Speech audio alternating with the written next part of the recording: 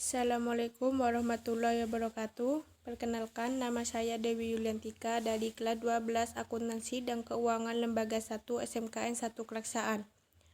Di sini saya akan menjelaskan materi pendidikan agama Islam KD 3.9 mengenai rahmat Islam bagi Nusantara.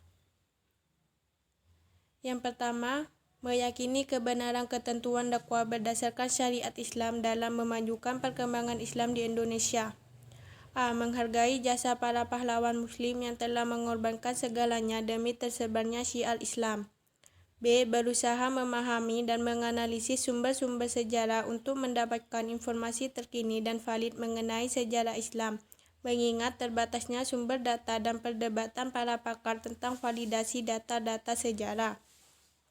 C. Meneladani sikap dan perilaku para da'i pada masa permulaan masuknya Islam yang mengedepankan cara damai. D. Menjadikan semua aktivitas dalam hidup seperti pernikahan, perdagangan, kesenian, dan lain-lain sebagai sarana dakwah. E. Berusaha menjadi da'i yang mukhlis atau ikhlas tanpa mengukur jeripaya dalam berdakwah dengan penghasilan. F. Berusaha menjadi da'i yang pantas diteladani oleh umat, khususnya generasi muda. G. Tetap membangun optimisme dengan kerja keras untuk meraih kembali kejayaan Islam. H. Bersikap moderat dalam satuan dalam bertakwa dan menyebarluaskan ajaran Islam. Yang kedua, menjunjung tinggi kerukunan dalam kehidupan sehari-hari. A. Islam mengajarkan toleransi terhadap sesama manusia, saling menghormati dan tolong-menolong. B. Islam mengajarkan bahwa di hadapan Allah Subhanahu wa Ta'ala derajat semua manusia sama kecuali takwanya.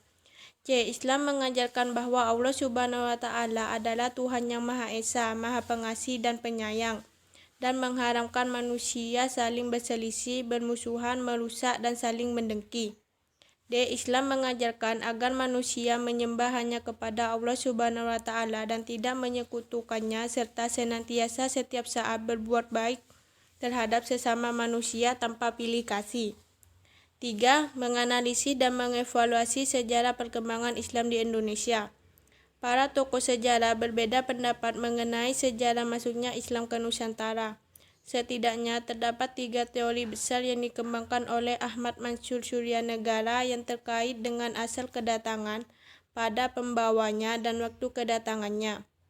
Pertama, teori Gujarat. Islam dipercayai datang dari wilayah Gujarat sampai India melalui peran para pedagang India Muslim pada sekitar abad ke-13 Masehi. Kedua, teori Mekah. Islam dipercaya tiba di Indonesia langsung dari Timur Tengah melalui jasa para pedagang Arab Muslim sekitar abad ke-7 Masehi. Ketiga, teori Persia. Islam tiba di Indonesia melalui peran para pedagang asal Persia yang dalam perjalanannya singgah ke Gujarat sebelum ke Nusantara sekitar abad ke-13 Masehi. Baik teori Gujarat maupun teori Persia, keduanya sama-sama menetapkan bahwa Islam masuk ke Nusantara pada abad ke-13 Masehi. Namun, teori Mekah menetapkan kedatangan Islam ke Nusantara jauh sebelum itu, yaitu pada abad ke-7 Masehi saat Rasulullah SAW masih hidup. Secara ilmiah, teori Mekah yang menyatakan Islam masuk ke Nusantara lebih awal, lebih penting untuk dibuktikan. Jika bukti-bukti teori Mekah telah dianggap memadai dan ilmiah, maka teori lainnya yang menyatakan kedatangan Islam sekitar abad ke-13 Masehi tidak perlu dibuktikan. 4. Menyajikan nilai-nilai keteladanan tokoh-tokoh dalam sejarah perkembangan Islam di Indonesia.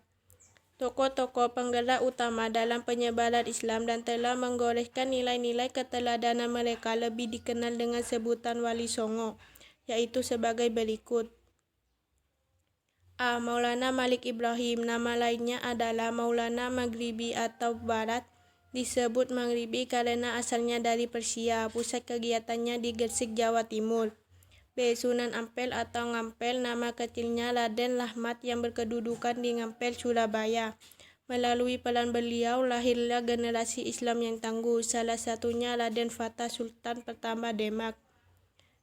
C. Sunan Giri. Nama aslinya Raden Paku. Beliau adalah murid Sunan Ampel. Pusat kegiatannya di Bukit Giri, Gresik.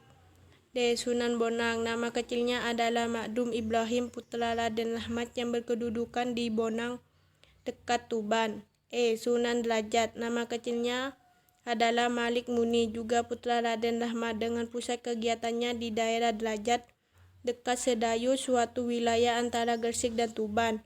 F. Sunan Kalijaga. Nama aslinya Joko Said, pusat kegiatannya di Kalilangu, Demak, Jawa Tengah. G. Sunan Gunung Jati. Disebut pula Syarif Hidayatullah, berkedudukan di Gunung Jati, Cirebon, Jawa Barat. H. Sunan Kudus, berkedudukan di Kudus. I. Sunan Muria, yang berkedudukan di Gunung Muria dekat Kudus. Sekian penjelasan dari saya, kurang lebihnya mohon maaf. Wassalamualaikum warahmatullahi wabarakatuh.